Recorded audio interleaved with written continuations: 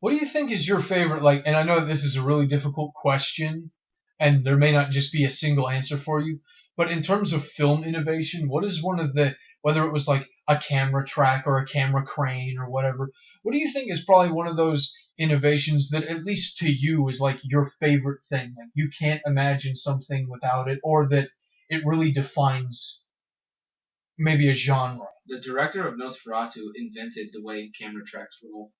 Like he invented that. He Yeah. invented Steadicam, and that's the best thing you could have ever invented. I think my favorite, not to say it's the best, it's just my personal favorite, and I don't know who did it first. I just remember the first time I saw it, and it was in the Bourne movies when they started doing fight scenes with no music and only sound effects. I thought that that was so incredibly effective, and it made the scene so much more tense because instead of hearing really dramatic music just blowing your ears out, all you hear are like the sounds and just the heavy breathing, and it just makes it feel so much more intense. I never saw any of those movies. Not that I didn't need to see them. It's kind of like the same. Like I just don't make time to see some movies. I always make time to see these other ones because I I just need to see specific films.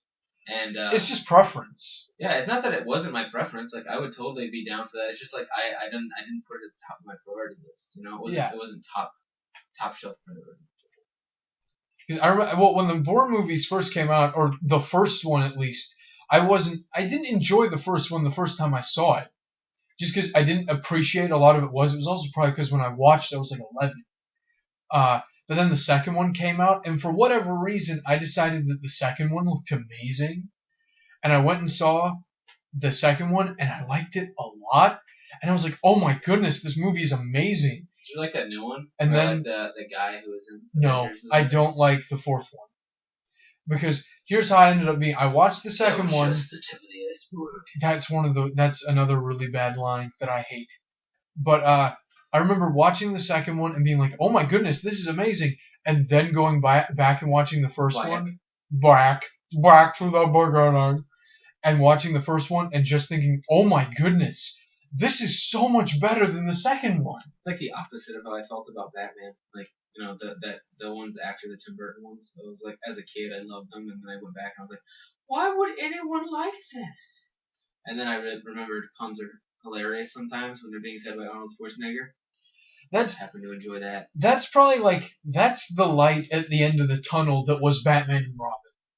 Because if Arnold Schwarzenegger Chill. hadn't have been Mr. Freeze, I don't know how that movie would have panned out, at least for me. Because don't get me wrong, I loved some of the gadgets, like I didn't. the bat skates and the bat credit card. The And only reason I liked any of that stuff is so that I could get it like in real life. yeah, bat skates would be pretty good. I would totally have those. Also, like the little belts and like they made the toys Yes. where he cut icicles with these crazy bat wings or whatever. That was crazy. That was, I remember what you're talking about. I still own like all of my Batman toys. They're up in my attic. It's crazy, crazy, crazy, crazy. That's one of my least favorite Uma Thurman movies. Actually, I thought that was like where she was at her hottest. Honestly, I was like, oh my well, god, she's okay. so hot in this movie. Yeah, if we're talking about how she looks, Poison Ivy in that movie was crazy hot.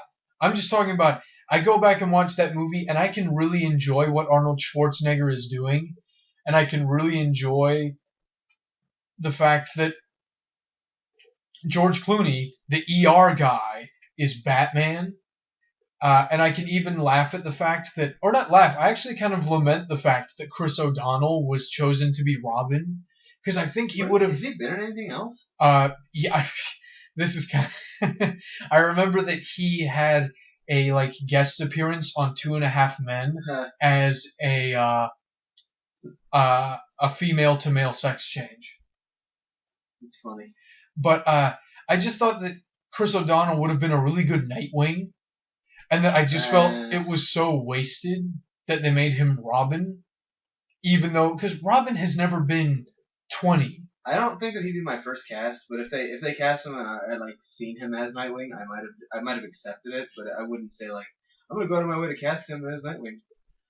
I think the main reason I just wanted that was because I saw him as Robin at that age, and I completely rejected that. It's like Robin's not 25. Nightwing could be 25 easy. Like, they wouldn't have even had to have changed his story if they'd have just given him the Nightwing suit and said, yeah, you're Nightwing, you're in your big boy pants now. That would have been fine. It was just the fact that they didn't even give him that. Or they could have made him Red Robin. Like, just completely skipped over everything and be like, this is Red Robin. I don't even know if Red Robin existed in the comics back then. Because that was honestly kind of recent. I wouldn't put it past it, like, not being around. I'm just saying, like, it'd be cool if that was the case. It definitely would have. Though I do wish that the Red Robin costume was kind of different. Yeah, I don't like the hood cape thing. The hood cape doesn't work for me. Like, what?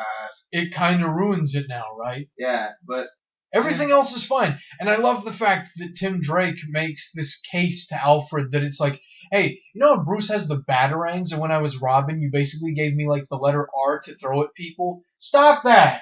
Give me a disc! Right. Make it aerodynamically possible, and not only possible, but make it sound. Why would, like, I know Alfred is trying to go for Flash, kind of like, you know, like Bruce kind of wants, but Jesus Christ, why would you make an R to throw, Alfred? Just ask him what you want, or what he wants. Don't decide. Alfred was just being really fashionable, and he was like, that's, R's are in. I'm British. More or less. Man, Alfred is super good. He's probably one of the few characters in all of film who I think has always been portrayed well. Yeah, you're probably right, but honestly, at the same time, I feel like they haven't gone. If they had delved deeper into who he was, like they wouldn't have done him well. Like that's the thing. Like on the surface, Alfred always looks good in film, but Alfred, if they like went into who he was, like and they did it in a realistic way, that would be stupid. Because the way he is in the comic books is fantastic. And the way he was in the animated series was fucking awesome. But oh my gosh, dude. One of my favorite Alfred moments and one of my favorite Batman moments is in the movie Mask of the Phantasm, where when Bruce first puts on the Batsuit, he's like, he turns to Alfred and Alfred says, oh my god, and just like backs away from him. Yeah. It's like, that's crazy. And that's an ultimate way to instantly establish that he would be intimidating to anyone.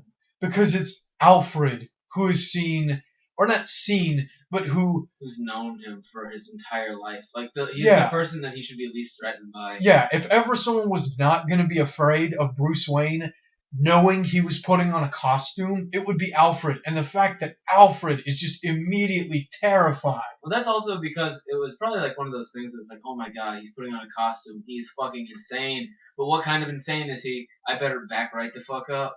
That too may have been the case. Mask of the Phantasm was just so good for so many reasons. I love that I saw that when I was a baby child. Yep, me too. I fucking had that movie on DVD or VHS. I don't remember which one I was. No, I bought it on DVD recently. I had it on VHS and I was like, this movie is awesome. What are we doing? It's so like adult too. I'm surprised I even got it. Like when I was a kid, I was like.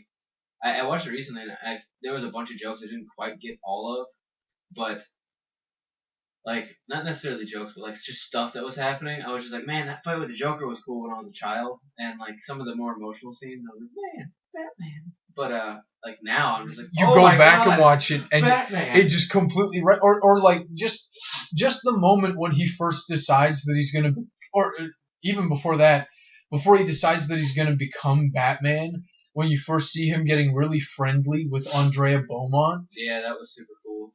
But then the moment when he decides to become Batman, when she leaves him, it's just like, oh my goodness. Also, was that the first time like that Bruce Wayne had figured out who the Joker had been once in his life, like before he became the Joker? I think. Was that supposed to be like not necessarily as a whole, like the entire Batman series, but like. You know, in like the chronological like timeline of like that, like of the animated series and that, because you know that's canon. Yeah. Like, was that the first time he was just like, oh, he was that, and did he like go back and like put that in a file? Like Joker used to be this guy, and then something happened to him. I can't added onto it from there. I honestly can't remember. What I do remember though, and I'm glad you brought that up because that was the next thing I was going to talk about. The way he discovers who the Joker was. I thought was really cool. So cool. When he takes